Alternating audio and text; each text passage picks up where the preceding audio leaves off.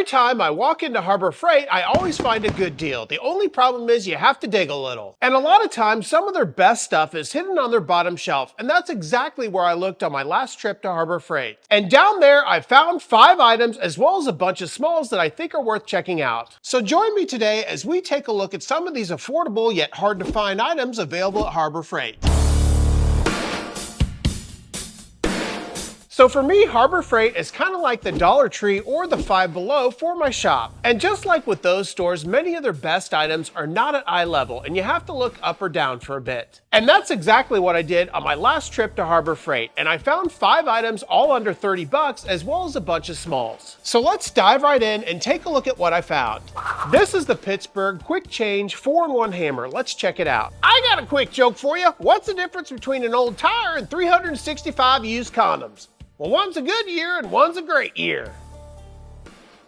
So if you're like me, you probably have a ton of different styles of mallets in your shop, and they all suit different purposes on your projects. But this Pittsburgh 4-in-1 quick change hammer is meant to be a lot more flexible, replacing a lot of those hammers you may already have. Let's take this hammer out of its packaging to see what makes this item so unique. With this item, you're going to get 5 pieces, the shaft or the handle of the hammer, along with 4 hammer heads. Now this isn't the first time I've had a hammer like this, as I reviewed the ball pang hammer, which I use all the time a few years ago. Now that's a great hammer, however, exchanging those hammer heads isn't the easiest process. For that hammer, you actually have to use a metal tap and strike it up against your surface to remove the hammer head. Then you can add the new hammer head and pound it in place, like your mom. But this Pittsburgh hammer has a much easier process. Let's take a closer look. Let's start off by taking a look at the hammer heads that are included with this kit, including the red, green, white, and black. Each of these has a different hardness level depending on the use of this hammer. The white is the softest, with the red being medium, the green being hard, and the black being hard steel. And the handle for this hammer is made out of shock-absorbing fiberglass, and it even has a rubber handle for comfort. But by far, the best feature of this hammer is the way you attach those hammer heads. As you probably already noticed, each one of those hammer heads has a threaded bolt on the very back of it.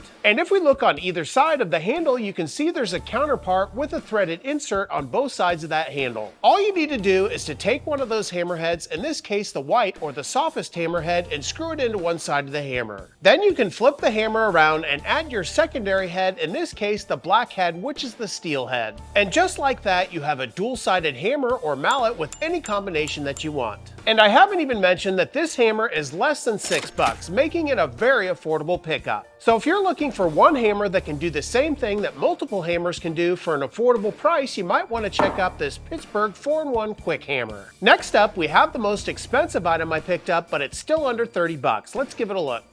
This is the Pittsburgh 6-inch long reach digital caliper. Let's give it a look. I got scaffolding on my digital radio and steel girders on my record player. Used to piss my ex-wife off. She told me to stop reinforcing stereotypes. So spending almost 30 bucks on any Pittsburgh item is a high dollar item for Pittsburgh, but let's check out this item and see if it's worth the price. Now I've got quite a few calipers in my shop with a variety of different price ranges, from the cheap plastic ones to the more expensive professional ones. But they all have one problem, and that's the fact that they don't have a heck of a lot of reach. In fact, almost every single one of my calipers only has a reach of about 1.5 inches. And that's exactly why I picked up this Pittsburgh long reach one. Let's get it out of the packaging and see what it comes with. So as you probably noticed, this thing does indeed come with a hard shell carrying case, which is pretty nice because I like precision tools like this to be protected. But let's open up that case to see what's inside, and as you can see, there's not a whole lot here, just the caliper itself. As we take this caliper out of the box, you can see that it works right away, as it does come included with a battery installed. Now my first impressions with this caliper is it does feel pretty high quality, as it's got a lot of weight to it, and if we look at the ruler on it, it does say it's made of hardened stainless steel. Now we're not going to go over how to use a caliper, as most calipers function in the same way, but let's take a look at the display of this caliper to see what functions it has. You'll first notice that there's 3 buttons on the display, an on and off button, a 0 button, as well as a millimeter and inch button. Now obviously the on and off button does exactly what it says, but if you forget to turn this thing off, it does turn off automatically. Now that 0 button, in my opinion, serves 2 main purposes. First off, it's a great way to calibrate the tool. By simply closing the jaws and pressing that 0 button, you can make sure that you're right at 0. The other function that I like to use that 0 button for is an incremental measurement. By simply zeroing it out and adjusting the caliper, you can get the distance between your first measurement and your second measurement. The third and final button is the millimeter and inch button, which allows you to change it from millimeters to inches. And my only disappointment with this button is it doesn't have inches with fractions, which many of my other calipers have, and just makes it a heck of a lot easier to read. If we take a closer look at the ruler of the caliper, you can see it's extremely easy to read, with that stainless steel background and the black writing. And just like any other caliper, it does indeed have a small wheel to make micro adjustments with the tool itself. And the precision of this tool is 1/100th of a millimeter or 5/10,000ths of an inch. But let's take a look at the real reason why I purchased this caliper, and that's because of the jaws themselves. You'll first notice it's got a pretty extensive reach, going to about 3 5/8 of an inch, which for me is the real reason why I got this tool, as I intend on using this caliper to verify my measurements on tools like my lathe. This extended reach allows me to straddle my workpiece and verify my measurements, making sure that my lathing projects are consistent. And if we look at the very tips of the jaw, you can see they have two different shapes, with the top jaw being pointed to get into some of those harder to reach spots and the bottom jaw being flat. But none of this is important unless this thing is accurate, so let's grab a couple of setup blocks, not only for imperial but also metric, and test this thing out. And as you can see, as I use that 3/4 inch setup block, this thing is dead on accurate. And the same holds true with that 16mm metric block. And for me, a precise caliper like this with an extended reach for about 30 bucks is just a great pickup from Harbor Freight. But let's move on to our next item, which is just a little bit less high tech. This is the Doyle 6 1/4 inch level. Let's give it a look. You know, my ex-wife used to always say she was lightheaded from low iron levels. So like any good husband, I did the right thing and raised her ironing board. I think that was the beginning of the end.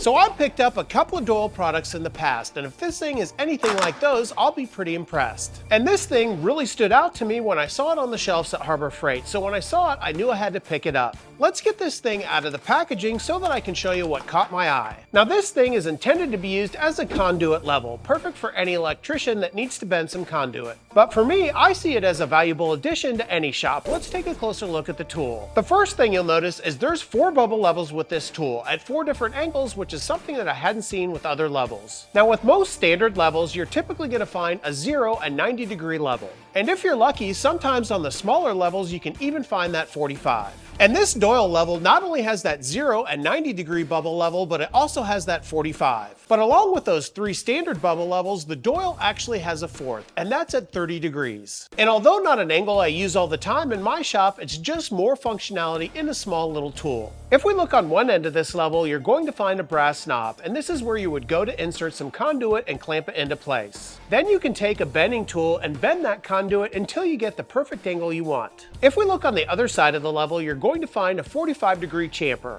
This chamfer allows you to get into tight spaces and can even be used as a reference point for things like your table saw blade. And it could even be used to setting the angle on things like your T-bevel. Another nice thing about this Doyle level is what's on the very bottom of it. Not only does it have a small 4.5 inch ruler with 1/8 inch increments, but if we flip it upside down, you can see there's even another feature. This level has got 4 very powerful rare earth magnets on the very base of it, which are perfect to put on any cast iron tabletop in your shop, like your bandsaw, your drill press, or even your table saw, making sure that that level doesn't move on you when you go to adjust that tabletop. And finally, if we remove that bronze knob from the top of the level, we'll see that there's one more feature. And that's the fact that there's also a V-groove on the very top of the level, which could not only be used for conduit, but also round stock like dowels. And it's because of all the versatility of this level for less than 20 bucks that I think it's a great pickup from Harbor Freight. But we're not even close to being done yet. Let's dive into our next tool, which is a little bit more high tech. Before we do that, however, I'm going to ask you to do me a huge favor, hit that subscribe button, leave a like, leave a comment, and share this video. It truly does help and allows this channel to grow. Also, if you haven't already, be sure to check out my website, flynndoggwoodwork.com, where you can get access to all sorts of fun woodworking accessories like all the t-shirts that I wear in my videos, and I've just released some new models of shirts. And if any of the tools we take a look at today from Harbor Freight interest you, I'll be sure to leave links in the description below so that you can go check them out for yourself. And finally, if you like checking out tools like this, check out my channel memberships, where you can get early access to all my videos as well as one member video a week. Now let's get back into those Harbor Freight tools. This is the Suntech 1000 gram digital scale. Let's give it a look. What's the difference between a gram of cocaine and a 4-year-old? Well, we all know Eric Clapton wouldn't have let a gram of cocaine fall out that window. So no, this is not so I can have a secondary business that runs out my back door, but it's actually a tool that I use quite a lot in my shop. Now, if you don't have a digital scale in your shop, you probably want to get one, as I use my current digital scale way more often than I thought I ever would. One of the main ways I use a scale like this is when I'm mixing up epoxy, as it's a great way to make sure that you have equal parts in 2-part epoxy. And if you've seen any of my other videos, you know that I'm constantly checking the weights of various tools to get a comparison. But let's tear into this Centec box and see what this scale comes with. So for all of us that are not drug dealers and use Freedom units, you're probably wondering how much is 1,000 grams. Well, it's about 2.3 pounds, which is obviously the capacity with this scale, and that's just about the right amount when mixing things like epoxy. Now, as I got this thing out of the box, one of the first things I noticed is it has a nice little feature, and that's the fact that it's got a protective shell that you can place right on top of the scale, which is not only great to protect the tool, but also keep all that dust out. But let's remove that shell and take a look at the scale itself, starting off by looking at the pad. The pad on this scale, or the platform, is made out of stainless steel, which is not only going to prevent corrosion, but also protect the tool itself. If we look at the controls of this scale, you can see that there's 4 buttons. Let's take a closer look at what those buttons do. The first button is the on and off button, which does exactly what it says. But if we turn this tool on, you can see that it has a backlit LED display that's very easy to read. The button just to the right of that on and off button is the tare button, which is perfect for calibration. And there's 2 ways that I like to use this button. One of the first ways is to zero it out so that it reads 0 when there's nothing on that scale. But it's also really nice to use when you're using a container to hold the material that you want to get a weight on. Once your container is on that scale, you can press the tare button to zero it out so that you get a weight on just the material you placed into that container. Now let's take a look at the second row of buttons, which is where we're going to find the mode button. This scale actually has 6 different measurements you can weigh with this scale. Let's take a look at what those measurements are. As I press the mode button, you can see all 6 of these different units, including grams, ounces, grains, pennyweights, troy ounces, and even carats. And I thought imperial was confusing. I'll probably just stick to ounces. And the final button is the PCS button, which is a unique way to measure things that I hadn't seen before. This is mainly used to get a count on really small items. You'll first take a quantity of either 25, 50, 75, or even 100 smaller items and place it on the scale, and then you'll press the PCS button and hold it for 3 seconds. Then you'll press the mode button to select how many tiny items you've placed on that scale, and once that number is correct, you'll press the PCS button again to lock it in.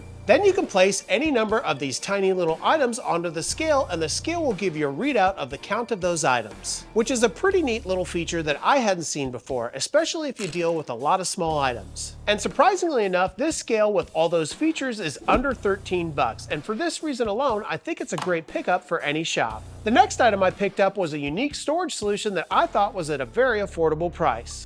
This is the Storehouse 12-drawer storage organizer. Let's give it a look. 12 is my favorite number, most likely because of my baby's mama. Yeah, she's got a birth defect and has 12 breasts. I'm one lucky guy, but it does sound a little bit uncomfortable, doesn't it? So when I saw this, it kind of looked like the cousin of one of my favorite Harbor Freight tools, and that's the US General Mini Toolbox. Only this thing has got a heck of a lot more compartments and may be perfect for storing some of your hardware. Now I've got a similar item to this that was made by Craftsman that's already in my shop. The problem with this item is it was pretty expensive, coming in at well over 25 bucks. And this Storehouse organizer is just under 10, so let's get it out of the packaging and take a closer look. Now, as we already mentioned, this is a 12-drawer organizer, but there's 2 different sizes of drawers. There's 8 smaller drawers as well as 4 larger ones. Let's start off by taking a look at the dimensions of both of these drawers, starting off with the smaller ones. These drawers have a width of 2 inches, a height of 1.5, and a depth of 5.25. And the larger drawers have the same dimensions, only they have a width of 4 3/8 of an inch versus 2. If we look at the cabinet for this organizer, you're going to notice a couple of nice features. Let's start off by taking a look at the back. Here you're going to find 4 keyhole slots so that you can attach this thing to your wall with 4 screws so that you can place it just about anywhere. Another nice feature of this item has to do with the drawers themselves and is located on the very front of the cabinet. On the very front of the cabinet for each drawer, there's 2 little yellow nubbins, and these allow you to lock the drawer into place with a simple click, making sure that all your hardware or smaller tools is secured into place when stowed away. And this cabinet is just about the perfect size for any countertop, being about 9 inches tall by 10.5 inches wide by 6.25 inches deep. And this 12-drawer organizer is just as rugged as my Craftsman, and for this reason alone, I think it's a great pickup from Harbor Freight. Well, we're down to our last item or items, which I think are definitely worth checking out at Harbor Freight.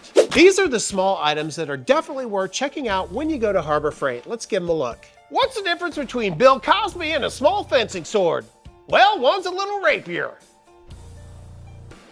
So we're not going to spend a whole lot of time looking at each one of these items individually, but I do think they're worth checking out next time you hit the freight. First off, let's talk about 5-inch hook and loop orbital sandpaper that's perfect for your sander. Specifically, I think it's worth checking out lower grits like 60 or 80 grit, as this is the type of sandpaper that I use for a short period of time when roughing out my surfaces and then throw it away. Now, when I purchased both of these packs of 80 grit sandpaper, I purchased both the Bauer and the Hercules, and there's about $1 difference between these two brands. If we take one of the sanding discs out of each box, you can see they have the exact same design, and this is because they're universal and can fit almost any 5-inch orbital sander. But other than the color difference, what's the difference between these two brands of Bauer and Hercules? The Bauer actually uses a premium zirconia grit, while the Hercules uses a ceramic alumina grit, which may make it a little bit more ideal when sanding through things like paint.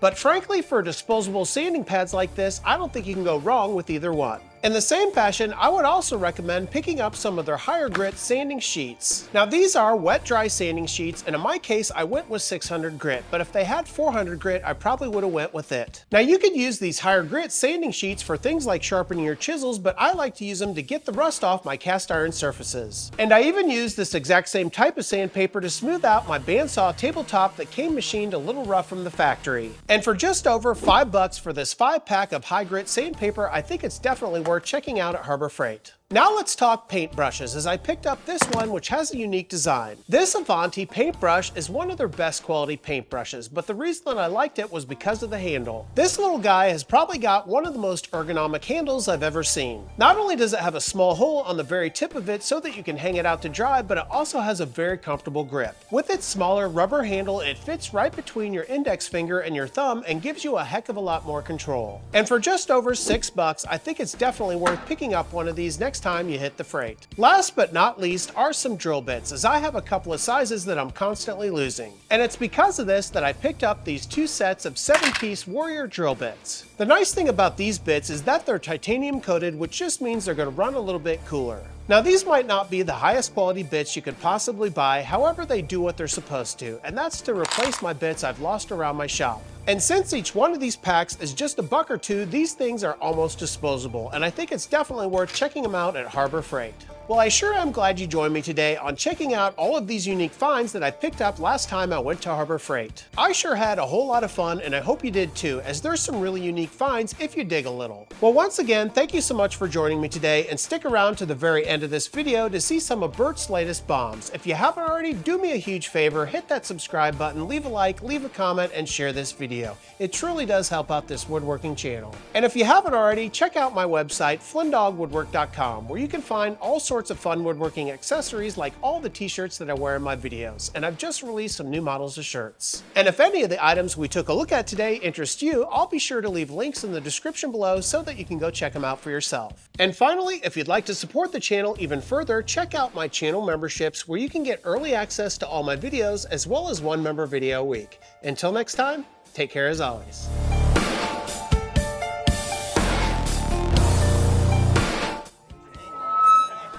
All right, let's get it. So last night I reached for my liquid Viagra and accidentally swigged a bottle of liquid paper. Woke up in the morning with a huge correction.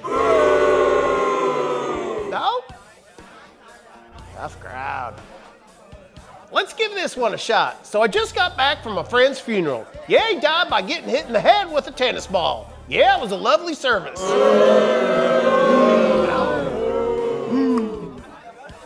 Yes. Last try, folks. So why was Diddy waiting outside the liquor store before it opened? Well, he heard they had 14-year-old brandy.